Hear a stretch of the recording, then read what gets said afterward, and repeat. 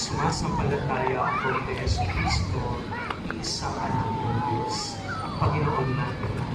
Nagkatawang tao sa dagang ng Espiritu Santo, ipinanganak na Santa Maria Virgen, pinagpakasakit ng Poncio Pilato, ipinako sa krus, tumatay nanaog sa kinaroroonan ng mga demonyo. Nang may kantong araw na buhay na magbuli, umakyat sa langit, nalulugdog sa kanan ng Diyos Amang makapangyarihan sa lahat.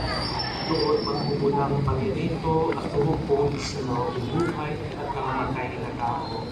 Sumasampalataya naman ako sa Diyos Espiritu Santo, sa pananasimba Katolika, sa kasamangan ng mga banal, sa kapatawaran ng mga kasalanan, sa pagpabuhay na muli ng mamatay na tao.